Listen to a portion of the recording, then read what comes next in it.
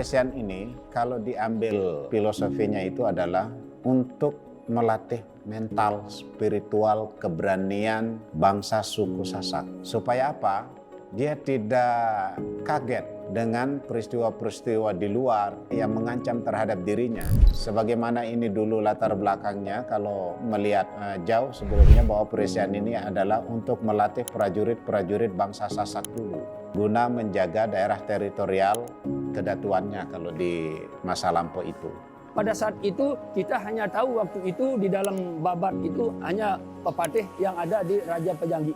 Kerajaan Pejanggi itu yang namanya itu Meraja Kusuma. Itulah yang mau mencari pepatih, siapa menjadi pengawal. Oleh karenanya kalau memang begitu, mari kita cari siapa yang terkuat di bumi Pejanggi ini. Kalau boleh saya katakan di bumi Pejanggi pada saat itu. Nah, itulah sebabnya dia mencari Presian ini. Nah, bergeser dengan di pertengahan, di era 90-an, Presian ini dianggap sebagai ritual adat untuk menurunkan hujan. Presian itu diadakan tatkala hujan terlambat turun.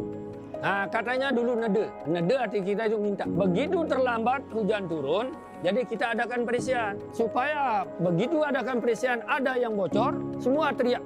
Nenek kaji, nenek kaji, nenek kaji. Besok darak orang panjang pelungguh nggak bocor niki. Itu sebabnya dulu ya Presian itu dikatakan untuk kita minta hujan.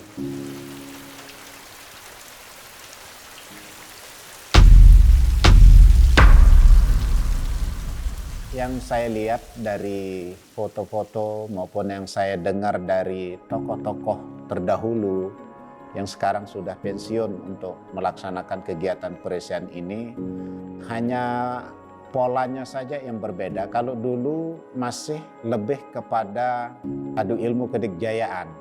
Kalau dulu artinya orang bisa disedot tenaganya, kemudian orang yang kalau ketika dipukul itu langsung ambruk.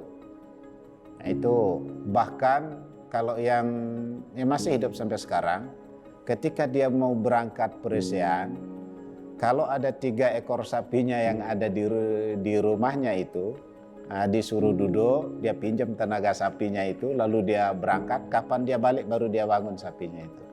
Seperti itu yang pola dulu. Presi arti peras dari upah ada. Dong nani ja, alhamdulillah ada anak-anak. Demi dua Presian mau tebang kepe. Nah, ada isi belajar jari. Ini perbedaan di antara Presian lain dan Presian nani.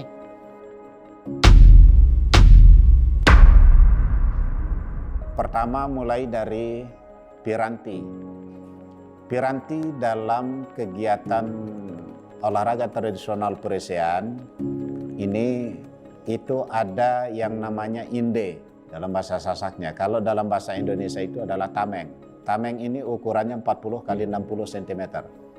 Terbuat dari kulit sapi muda dan itu menggunakan kayu disulam dengan bambu dengan ukuran 40 x 60 cm itu tadi. Kemudian 2 bilah rotan. 2 bilah rotan ini ukuran panjangnya itu adalah 105 cm. Dilanjutkan dengan piranti berikutnya adalah ada berupa sapu, ikat kepala dari para pemain itu sendiri. Kemudian ada bebat untuk mengikat kain tamper daripada pepadu itu yang akan bertarung. Untuk selanjutnya siapa-siapa saja yang terlibat di dalam situ. Yang terlibat di situ tentu sekali yang paling utama adalah 2 pasang pepadu. Standar untuk saat ini dan selama ini adalah dia tidak diukur dengan berat badan, tidak dilihat KTP-nya berapa usianya, tidak dilihat berapa tinggi badannya, kemudian tidak dilihat seberapa gemuk dia punya badan. Modalnya di situ adalah asal dia berani, lawan. Hanya modal keberanian. Kemudian yang kedua ada pekembar tengah. Kalau bahasa bola itu wasit tengah. Nah, pekembar tengah inilah yang mengatur jalannya pertarungan. Kemudian yang ketiga di situ ada pekembar seri. Nah, pekembar seri ini terdiri dari 2 orang. 2 orang ini itu yang mengatur persiapan daripada pepadu yang akan bertarung. Nanti dia fungsinya di situ ketika pepadu ada jeda istirahatnya, maka dialah yang memegang stik rotan maupun tameng tadi itu, sementara pepadu atau petarung ini menarik napas, beristirahat di situ. Awas, awas. Alon, alon. Senior, round ini. Awas, awas. Oke, oke. Wasap, wasap terus.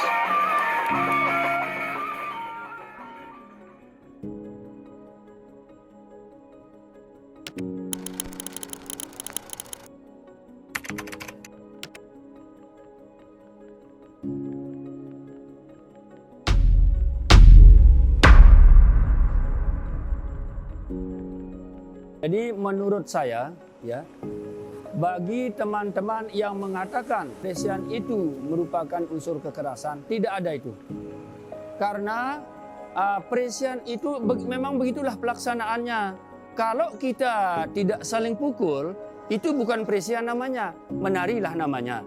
Oleh karenanya, bagi warga, bagi teman kita yang mengatakan pelecehan itu merupakan kekerasan, keliru besar dia.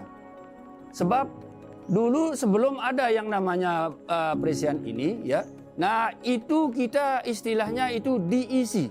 Diisi maksudnya itu mantra-mantra itu, ilmu-ilmu itu kita diberikan. Kenapa? Supaya kita tidak luka dengan pukulan-pukulan daripada rotan itu. Tidak ada yang mengatakan pelecehan itu adalah merupakan satu kekerasan. Memang itulah cara orang pelecehan, saling pukul. Kalau tidak saling pukul, hanya menari saja, itu tidak tidak termasuk yang 4 UI itu. Hanya wirasa saja yang ada di sana. Sedangkan untuk pelecehan itu yang 4 UI itu harus ada. Wirasa, wiraga, wirama, wibawa.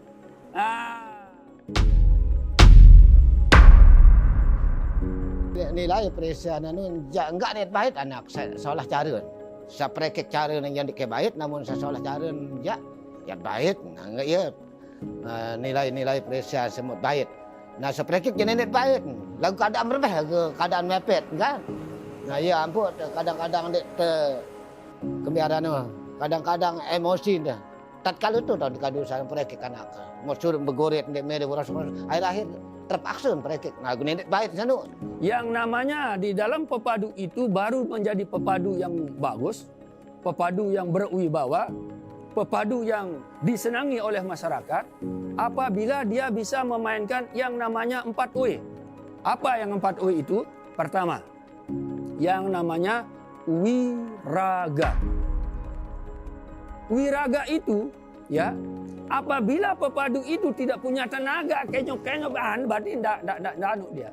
Yang kedua, ada yang namanya wirasa. Wirasa itu main sama teman-temannya, tetapi musuhnya itu sedikit lebih rendah caranya ilmunya dengan dia. Jadi dia itu tidak semau-maunya untuk memukul. Ya, di sanalah dia taruh yang namanya wirama. Kenapa wirama? Sambil dia itu menari, ya, menghibur penonton, ya, jadi dipakailah yang namanya wirama. Nah, itu yang yang ketiga. Yang keempat, apapun dan bagaimanapun, pepadu itu baru senang dilihat, ya, harus yang namanya yang keempat itu adalah wibawa. Pepadu itu tidak bisa, harus dia melaksanakan wibawanya, mempertahankan wibawa dia itu selaku pepadu tenar. Kalau bahasa sekarang mungkin pepadu viral. Nah, jadi harus dia. Makanya itu, ya, yang 4 UI itu pada pepadu itu, ya, harus ada.